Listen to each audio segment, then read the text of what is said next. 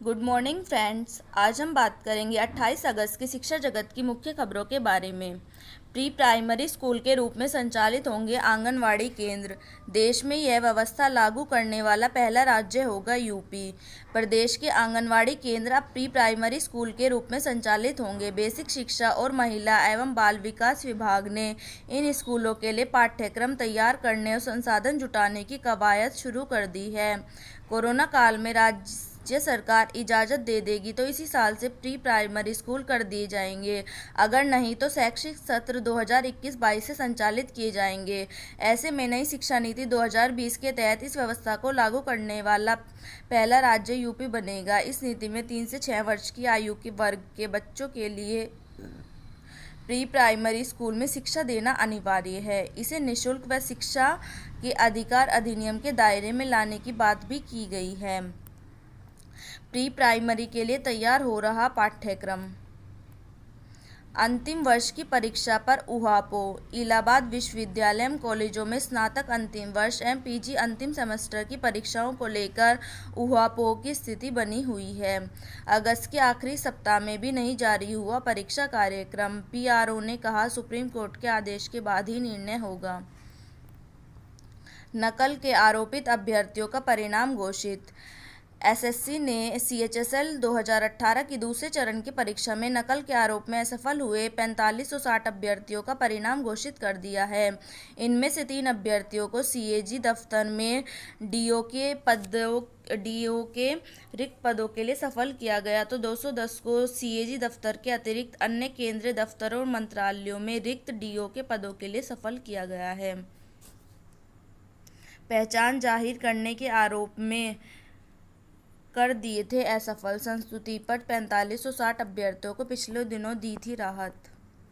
फर्जी डिग्री के आरोप में बर्खास्तगी पर लगी रोक। इलाहाबाद हाईकोर्ट ने डॉक्टर भीमराव अंबेडकर विश्वविद्यालय आगरा की 2004-05 की बीएड की फर्जी डिग्री के आरोप में बर्खास्तगी पर रोक लगा दी है। लखनऊ में लाठीचार्ज के विरोध में शाम को जुटे छात्र नेता, प्रदर्शनकारी छात्रों और पुलिस के बीच हुई झड़प। जेईई और नीट कराने के विरोध में लखनऊ में गुरुवार को प्रदर्शन कर रहे सपा कार्यकर्ताओं पर पुलिस ने लाठीचार्ज कर दिया था।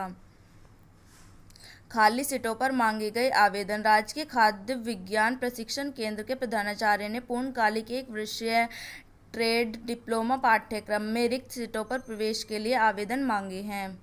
कांस्टेबल भर्ती में उत्तर बदलने पर जवाब तलब। इलाहाबाद हाईकोर्ट ने पुलिस व पीएससी कांस्टेबल भर्ती परीक्षा में 2 आंसर की के बाद तीसरी आंसर की जारी कर एक प्रश्न का उत्तर बदलने को लेकर दाखिल याचिका पर जवाब मांगा है। ट्रिपल आईटी में 2 दिनी कार्यशाला आज से। ट्रिपल आईटी में 2 दिनी ऑनलाइन कार्यशाला का शुभारंभ शुक्रवार यानी 28 अगस्त से होगा। परिस्थिति श्रृंखला तथा डेटा विश्लेषण विषय पर जलवायु, रोबोटिक्स, अर्थशास्त्र, मनोरंजन, स्वास्थ्य देखभाल और परिवहन जैसे क्षेत्रों में प्रतिभागी हिस्सा लेंगे। परीक्षा रद्द कराने को छात्रों ने शुरू की भूख हड़ताल। 112 शिक्षकों का चयन वेतनमान स्वीकृत। परिषदीय विद्यालयों में लंबित चयन वेतनमान मिलना शुरू हो गया है। गुरुवार को 3 ब्लॉकों के 112 शिक्षकों का चयन वेतनमान स्वीकृत हुआ है।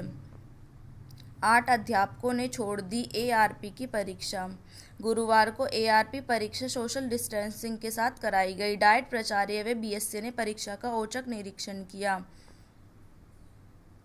दाखिले का कोई अन्य विकल्प शिक्षा की गुणवत्ता को खत्म कर देगा। आईआईटी निदेशक ने कहा, परीक्षा जरूरी सहयोग करें, संक्रमण से बचाव के पूरे इंतजाम होंगे।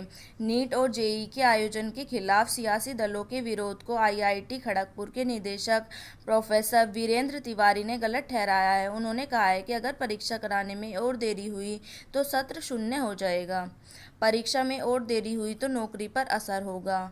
हमें शून्य सत्र होने से रोकना होगा।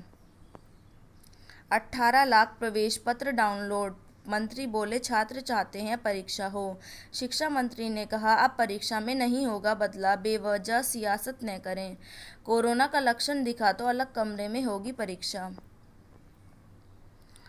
उच्च शिक्षा के पाठ्यक्रम में शामिल किया जाएगा स्टार्टअप।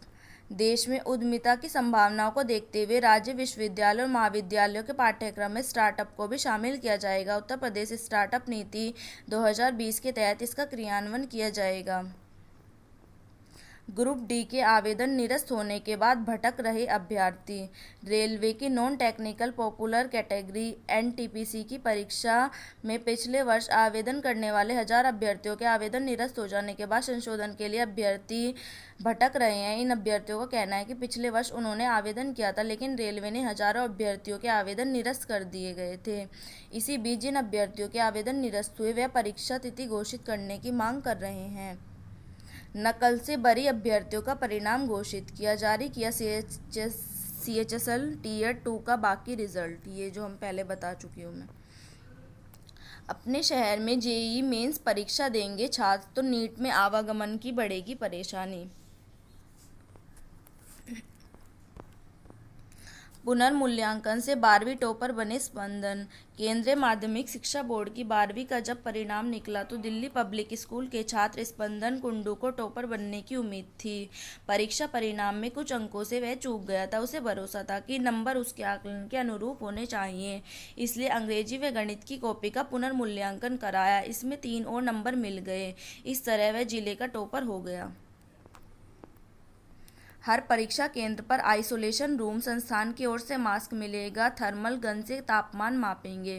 पहली दफा प्रवेश पत्र पर होगा बार कोड। ऑनलाइन प्रैक्टिकल में इंटरनेट रुकावट बना। बीटेक, एमटेक और अन्य परास्नातक कोर्स के ऑनलाइन प्रैक्टिकल परीक्षा में इंटरनेट रुकावट डाल रहा है। यही वजह है कि प्रदेश के सैकड़ों छात्रों की प्रयोगात्मक परीक्षाएं नहीं हो पा रही हैं। पीजी में दाखिले के लिए प्रवेश परीक्षा की तैयारी शुरू। प्रारंभिक स्तर से ही छात्रों को दी जाएगी रोजगार परक शिक्षा। डॉक्टर शर्मा ने दिए स्टीयरिंग कमेटी बनाने के निर्देश। यूपी में विद्यार्थियों को प्रारंभिक कक्षाओं से ही रोजगार परक शिक्षा दी जाएगी ताकि विद्यार्थी अपनी शिक्षा के दौरान ही रोजगार की संभावनाएं हासिल कर सकें। वर्चुअल लैब पठन पाठन का सबसे आसान माध्यम। एकेटीयू में वर्चुअल लैब और ई क्लासरूम विषय पर 7 दिवसीय ई बूटाथॉन का आयोजन किया गया था। कार्यक्रम में कुलपति प्रोफेसर विनय कुमार पाठक ने कहा कि वर्चुअल लैब और वर्चुअल क्लास आज के समय की शिक्षा की अहम जरूरत है। ऑनलाइन और वर्चुअल प्लेटफॉर्म्स कोविड-19 महामारी के समय पठन पाठन का एकमात्र सुलभ और सरल विकल्प है। साक्षात्कार में कोरोना गाइडलाइन जारी। उत्तर प्रदेश अधीनस्थ सेवा चयन आयोग ने कनिष्ठ सहायक विशेष चयन में 1 सितंबर से शुरू होने वाले साक्षात्कार के लिए कोविड-19 नियमों का पालन करना अनिवार्य कर दिया है। नई शिक्षा नीति के लिए स्टीयरिंग कमेटी बनेगी। बच्चों के पास विभिन्न विषयों का ज्ञान हो। प्रदेश में आंगनवाड़ियों में प्राइमरी कक्षाओं की देखरेख कैसे होगी। विभिन्न टॉपिक पर एक्शन प्लान तैयार हो। ऐसी शैक्षिक संस्थानों के समूह जहां लड़की कक्षा में लड़की कक्षा 1 में प्रवेश ले और 12वीं करके निकले। आंगनवाड़ी कार्यकर्तियों को पढ़ाई के लिए प्रशिक्षण दिया जाएगा। MBBS में महामारी पर 80 घंटे की पढ़ाई जरूरी होगी। कोरोना महामारी के चलते कई क्षेत्रों में बदलाव किए गए हैं। इसी के चलते अब MBBS के पाठ्यक्रम में 80 घंटों का नया कोर्स महामारी प्रबंधन भी जोड़ा गया है।